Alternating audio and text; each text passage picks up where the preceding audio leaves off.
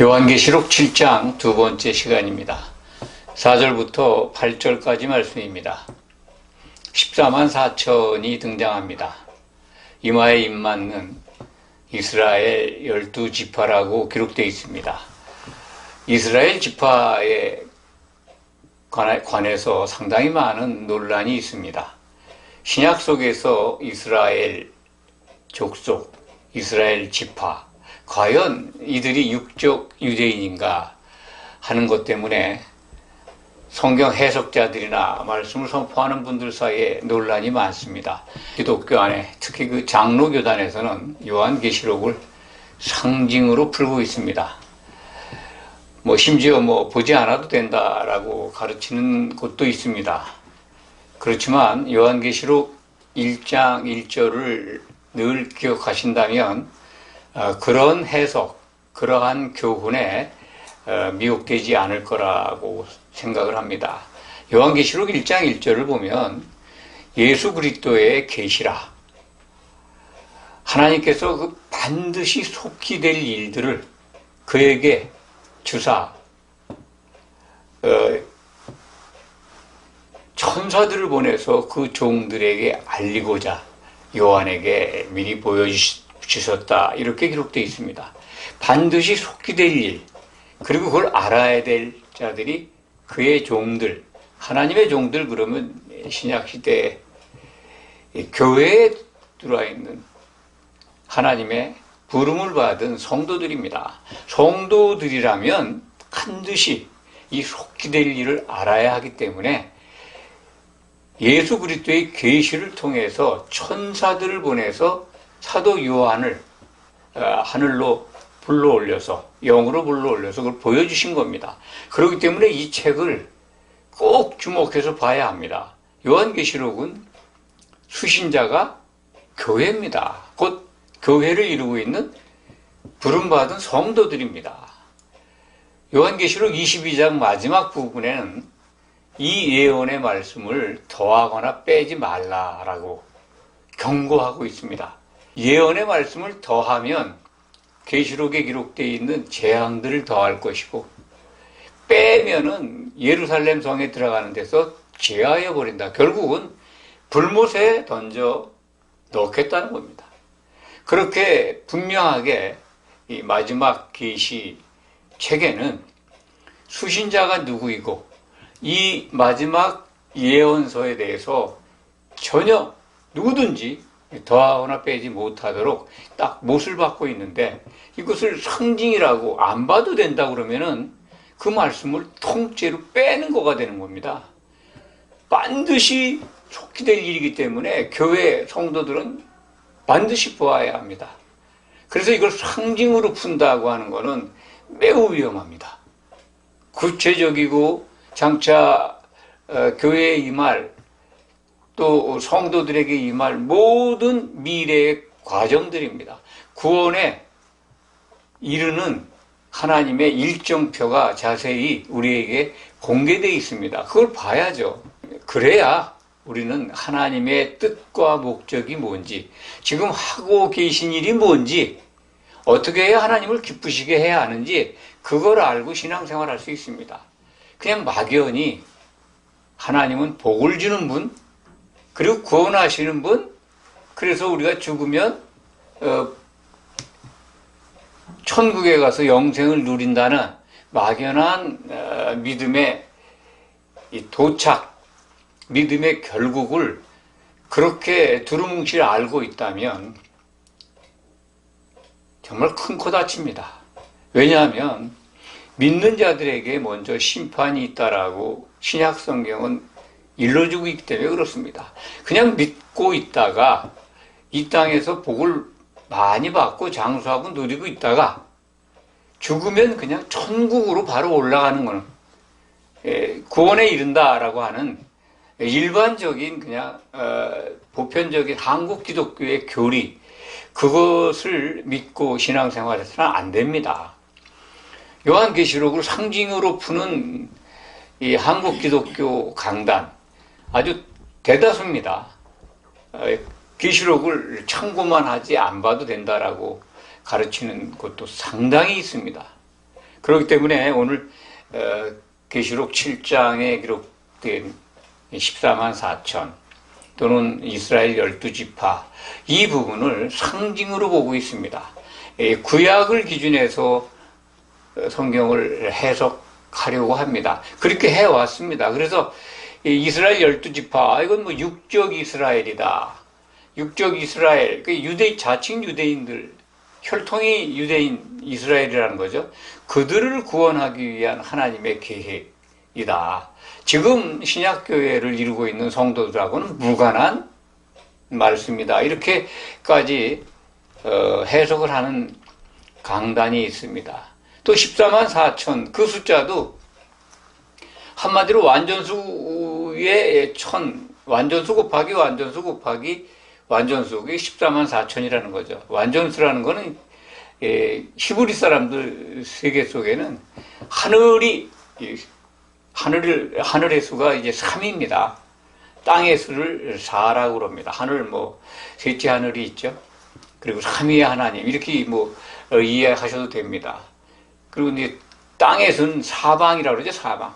땅은 모든 그 사방 속에 다 있는 거죠. 그래서 이제 땅의 수를 4라고 그렇게 이해를 합니다. 그래서 그걸 이제 완전수라고 그러는데 하늘의 수 곱하기 땅의 수 12죠.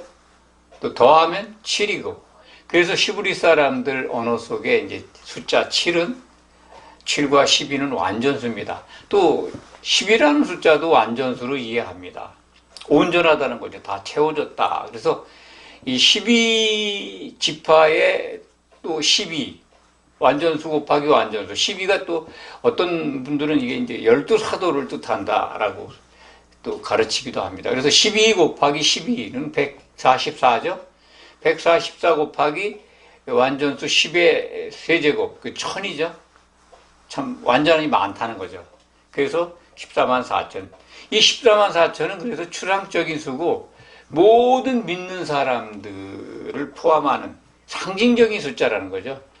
셀 수 없는 성도들의 숫자를 이렇게 표현한 것이다 라고 가르칩니다. 그럴까요? 먼저 이 이스라엘 지파 12지파에 대해서 말씀을 드리겠습니다. 계시록 속에 기록되어 있는 이스라엘 12지파 과연 이게 구약의 민수기에 등장한 그 계수된 12지파와 같은 건가? 그래야 육적 이스라엘로다가 우리가 인정할 수 있습니다. 성경과 성경이 다르면 마지막 성경을 기준할 수밖에 없고 그 마지막 기준에 쓰여진 배경이나 의도 또 다른 신약 성경을 통해서 검증을 해보고 확인하면 답을 찾을 수가 있습니다. 특히 요한계시록은 신약 성경 또는 요한계시록 자체 내에서 확인이 가능합니다. 이스라엘 12지파에 대해서 이스라엘 족속에 대해서 예수님이 뭐라고 하셨을까? 그것을 신약 성경에서 찾아보면 왜 예수님의 그 마지막 계시 속에 14만 4천을 이스라엘 12지파 지파마다 12,000명씩 이렇게 인을 이마에 치셨을까 하는 것을 우리가 이해하게 됩니다. 공생의 기간 중에 예수님은 제자들에게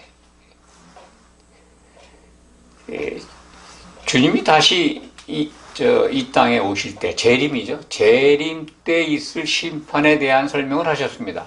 그것이 여러 군데 나옵니다만 가장 구체적으로 오늘 말씀과 연관해서 살펴볼 대목은 마태복음 19장 28절입니다. 인자가 올 때 자기 그 영광의 보좌에 앉아서 이제 심판하는데 너희도 12보좌에 앉아서 이스라엘 12지파를 심판하리라 라고 이렇게 말씀하신 대목이 있습니다. 마태복음 19장 28절입니다. 그 12보좌에 앉는 자들은 사도들이죠. 사도들이 12보좌에 앉아서 이스라엘 12지파를 심판하신다고 했습니다. 그런데 예수님이 다시 오실 때 심판의 대상은 신약교회 성도들입니다. 그 이스라엘이라고 하는 것이 구약의 유대인들을 뜻하는 말씀이 아닙니다. 그리스도의 심판 때에는 그리스도의 복음을 듣고 예수께 나온 자들이 심판받는 것입니다. 그거는 뭐 틀림없는 성경의 기록입니다. 구약 성도들은 그리스도의 심판 때에 나오지를 않습니다.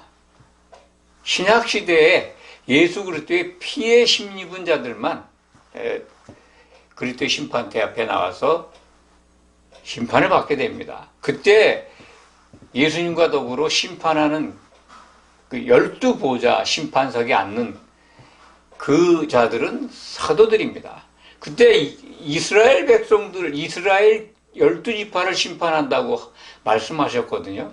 그런데 예수님 말씀 속에서 그들이 육적인 이스라엘이냐? 아닙니다. 신약시대의 성도들입니다. 그거만 봐서 또 오늘 계시록 7장에 기록되어 있는 이스라엘 12지파, 이것은 육적 유대인을 가리키는 게 아닙니다. 신약교회의 성도들입니다. 그들 가운데 환난을 면제받는 성도들이 이마에 인을 맞아서 환난, 7년 환난의 그 화를 면제받는 그 성도들입니다. 물론 요한계시록 3장 10절에 빌라델피아 교회에 주신 말씀 가운데에서 시험의 때, 시험의 1시간을 면제받는 교회가 빌라델피아 교회라고 우리는 이제 그 대목을 통해서 알 수가 있는데, 곧 그러니까 14만 4천 이마에 인을 맞아서 환난을 피하는 계시록 7장 우리가 읽은 오늘 본문에 등장하는 14만 4천은 빌라델피아 소속 성도들로 이해하시는 것이 틀림없습니다. 그래야 계시록 안에서 성경적으로 그것이 풀어지고 올바른 해석이라고 우리가 확신할 수 있습니다. 이 빌라델피아 교회의 소속 성도들 14만 4천이 인을 맞습니다. 신약시대의 성도들입니다. 결코 육적인 이스라엘을 뜻하지 않습니다. 육적 이스라엘을 주장하는 우리나라 한국교회의 개신교 교단의 이 성경 해석자들이 많습니다. 아주 논란이 많죠. 그래서 육적 이스라엘의 구원, 모두의 말씀을 드렸습니다만 따로 구원의 기회가 있다. 그리고 또 이 상징 14만 4천이라는 숫자를 상징으로 보기 때문에 전체 구원받는 성도들의 총수다, 이렇게 해석하는, 특히 이 한국 기독교 안에 그러한 해석이 아주 뿌리가 깊습니다. 이런 것들이 성경적인 해석이 아니다 하는 것을 꼭 기억하시기 바랍니다. 물론 너무 오랫동안 이런 해석이나 이런 교훈을 받았기 때문에 그것을 돌이키기가 어려울 겁니다. 오히려 이렇게 14만 4천을 요한계시록 속에서 찾아야 된다. 그래서 그걸 찾아보니까 시험의 때를 면제받는 이 교회의 성도들이다. 빌라델피아 교회에 주신 말씀 속에서 이걸 찾아서 이렇게 올바로 일러드려도 믿지 않는 분들이 많습니다. 오히려 이상하게 해석을 한다. 교회는 당연히 환난을 면제받는 건데 왜 빌라델피아 교회만 면제받는 걸로 가르치느냐. 예수님 오실 때 7년 환난이 오기 전에 모든 교회가 휴거된다고 가르칩니다.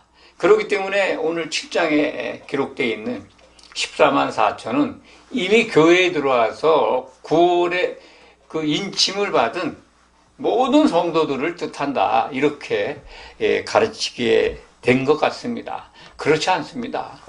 7년 환난에 순교당하는 교회도 있고 또 빌라델피아 교회처럼 환난을 피해서 휴거되는 교회가 있고 환난을 통과하는 교회들도 있습니다.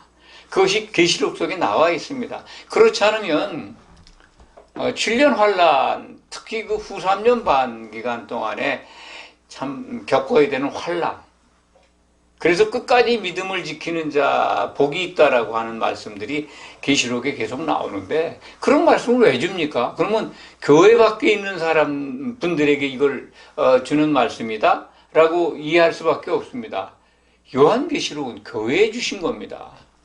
그렇기 때문에 수신자에 대한 올바른 이해가 있어야 된다라고 모두의 말씀을 드린 겁니다. 누구에게 주신 말씀인가? 이 마지막 계시, 마지막 예언서 누구에게 줬느냐? 세상 사람들에게 준 거다? 그렇지 않습니다. 또 특정한 예수 그리스도의 종들, 곧 목회하는 목회자들에게만 준 거다? 그런 이론도 상당히 퍼져 있습니다. 너무나 아주 당당하게 그렇게 가르치는 분들도 있는데 성경적이지가 않습니다. 요한계시록의 테마가 뭔지 알면 그런 주장을 안 할 겁니다. 요한계시록의 주제는 교회로 부르받은 성도들이 이기는 자가 되라는 겁니다. 이기는 자. 이기는 자가 돼야 이름 3가지를 받아요. 빌라델피아 교회의 성도들이 과연 이기는 자가 된 것일까? 환난을 피해서 휴거되니까. 그렇지 않습니다. 먼저 왜 이스라엘 12지파가 육적 이스라엘이 아니고 신약시대의 성도들을 얘기하는 가르치는 영적 이스라엘을 말씀하는 것이다 라는 말씀을 좀 더 드리겠습니다. 민수기의 기록에 보면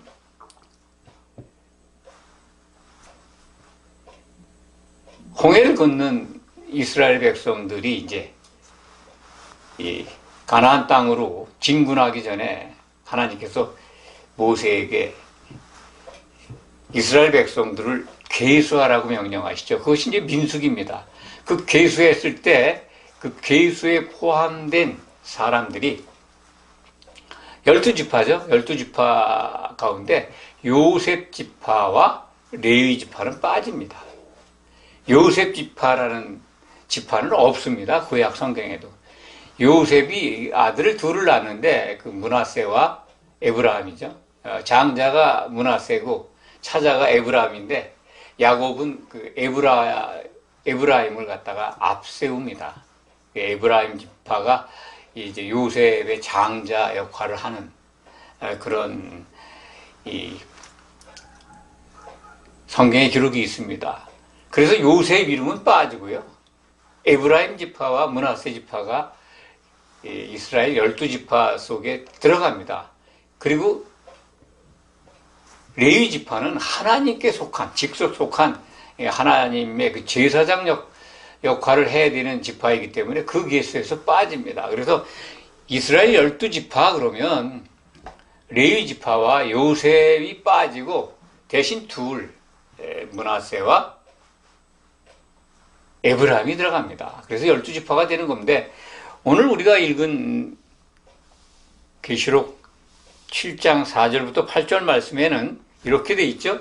유다 지파, 루벤 지파, 그리고 갓 지파, 아셀 지파, 납달리 지파, 므낫세 지파, 시므온 지파, 레위 지파도 있습니다. 이사갈 지파, 스불론 지파, 베냐민 지파, 요셉 지파와 레위 지파가 들어가 있습니다. 육적 이스라엘 지파하고는 다릅니다. 그렇기 때문에 이것은 구약을 적용해서 이게 육적 이스라엘 지파를 상징하는 거다, 가리키는 거다. 그래서 그들이 이를 맞아서 구원받을 성도들이 있다. 이렇게 해석하는 이것도 온당치가 않습니다. 그리고 이제 14만 4천 말씀을 드렸죠. 이것은 상징이고 구원받는 성도들의 총수에 대한 상징적인 수다 이렇게 가르치는데 그것도 그렇지 않습니다. 우리는 이렇게 등장한 숫자들이 하나님께서 우리에게 주신 계시를 주신 숫자에 대해서 믿어야 합니다. 어떤 근거로 이런 숫자 인맞은 성도들이 정해졌는지는 모르지만 하나님이 우리에게 주신 마지막 계시의 내용은 이것이 정말 환난을 피해서 휴거되는 빌라델피아 소속 교회 성도들이 매우 적다. 한마디로 말해서 온전한 믿음을 지켜서 흠이 없이 교회에 신앙생활을 한 성도들이 그렇게 많지 않구나. 하나님의 기쁨에 대해서 머리에 인을 맞아서 보호받는 성도가 적다. 3년 반 되기 전에 휴거됩니다. 이거 휴거된 내용이 계시록 14장 1절부터 5절 사이에 기록이 되어 있습니다. 14만 4천에 대한 좀 더 자세한 내용이 계시록 14장에 기록이 되어 있다는 말씀을 드립니다. 거기에 보면은 이들이 이제 인맞은 성도들이 후 3년 반 시작 전에 휴거돼서 어디로 올라가냐면 시온산에 올라가 있어요. 시온산은 하나님의 하늘을 뜻합니다. 그게 셋째 하늘이죠. 공중으로 올라가는 게 아니라 셋째 하늘까지 공중들, 하늘들을 뚫고 하나님 보좌가 있는 셋째 하늘로 올라갑니다. 거기에 서서 어린 양과 더불어 이제 새 노래를 부릅니다. 새 노래. 아무도 이 노래를 배울 자가 없다라고 하면서 이 14장에 기록된 것을 보면 이들이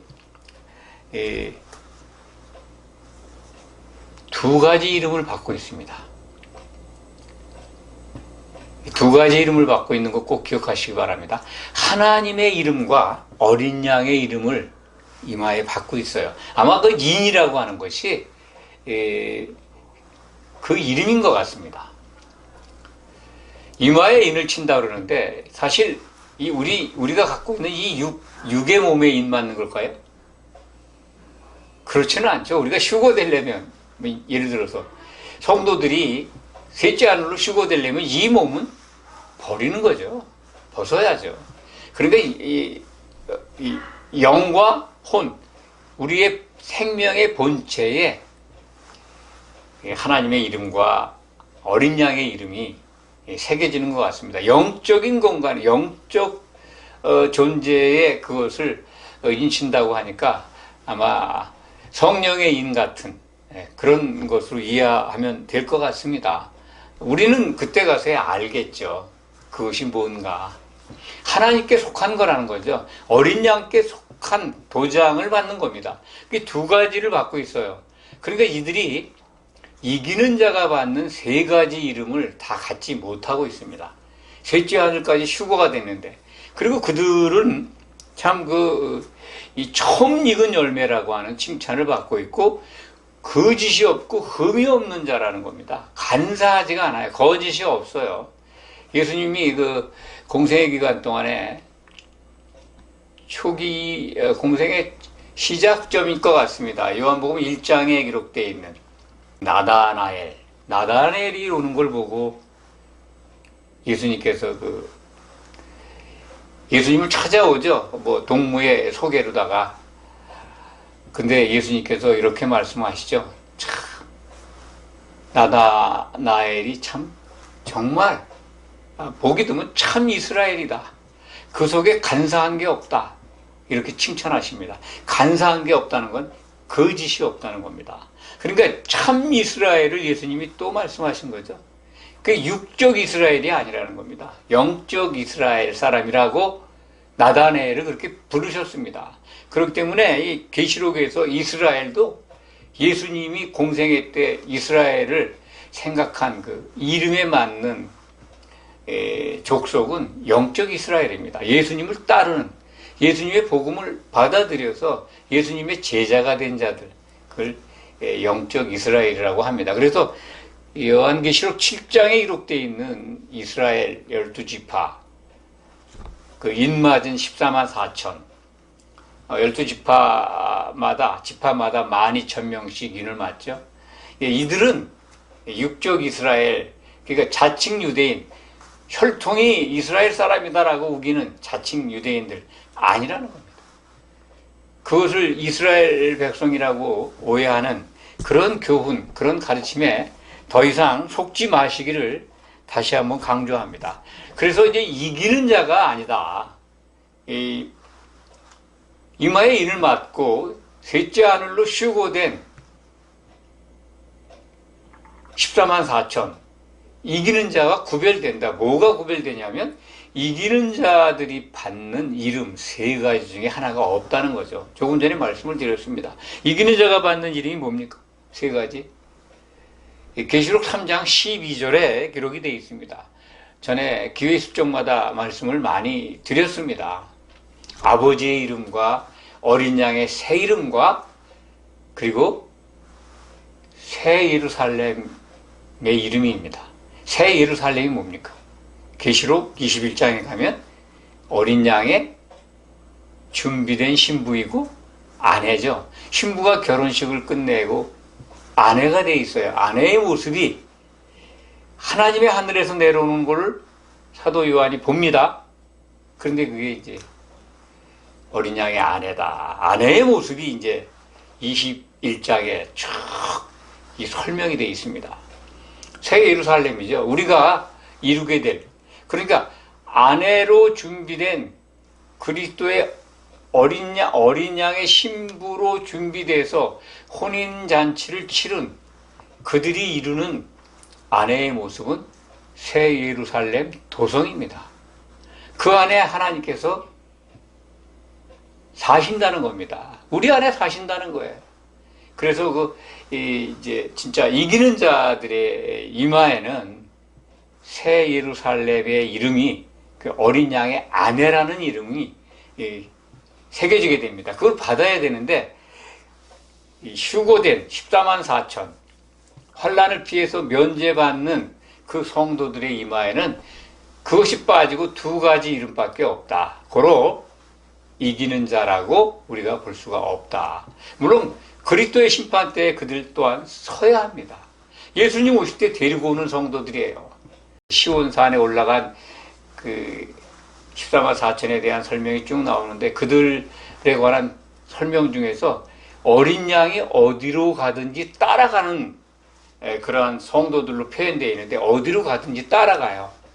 그게 이제 셋째 하늘에서 공중으로 내려올 때 같이 온다는 것으로 이해하시면 됩니다. 그들도 역시 모든 성도들이 심판대 앞에 설 때 그리스도의 심판대 앞에 서야 합니다.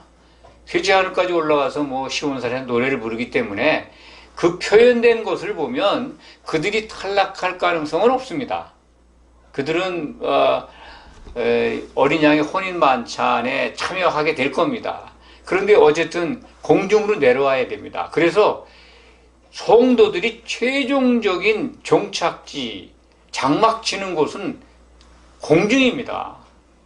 공중에서 장막을 쳐서 신부로 준비돼 가지고 그 준비된 성도들이 새 예루살렘 성을 이루어서 이제 나타나게 됩니다. 그래서 새 하늘과 새 땅이 등장할 때 지금 우리가 보는 처음 하늘과 처음 땅은 이제 없어지게 됩니다. 그래서 성도들의 종착지는 셋째 하늘이 아닙니다. 휴고된 시온산 이들이 가 있는 것이 아니고 그 내려옵니다. 공중으로 내려와서 하늘들의 장막 치는 자들이 복이 있다라는 계시록의 설명이 있습니다. 그것이 이제 계시록 12장 12절로 기록이 된 기억을 하는데 하늘들의 장막 치는 자들 복이 있다, 즐거워하라 이렇게 기록된 부분이 있습니다. 그래서 우리의 성도들의 최종 목적은 이기는 자가 되는 것이고 이기는 자들이 가야 할 곳은 장막 치는 곳입니다. 새 예루살렘 성을 만드는, 물론 이제 혼인 만찬에 이제 참여했다가 그들이 한 신부로 완전히 어린 양의 아내가 돼서 새 예루살렘 성으로 이제 내려오겠죠. 그것이 최종 목적지다. 이렇게 성경은 어려운 것 같지만, 특히 요한계시록이 어려운 것 같지만 계시록 안에서 모든 답을 찾을 수가 있습니다. 성경적이지 않은 해석, 참 전통적으로 그냥 교회에서 가르치는 것은 다 맞겠지 하고 따라가면 큰 코 다치는 일이 많습니다. 일어납니다. 맹인이 맹인을 인도하면 둘 다 구덩이에 빠진다라고 하는 말씀을 왜 하셨을까? 이 시대에 교회 강단에 거짓 교사, 거짓 목사가 참으로 많습니다. 눈을 부릅뜨고 성경과 부합해서 특히 요한계시록에 적용해서 그 선포되는 말씀이 성경과 다르다면 의심해야 되고 분별해야 되고 잘 살펴봐야 합니다. 지혜 있는 성도들의 아주 날카로운 분별력을 요합니다. 기도하겠습니다.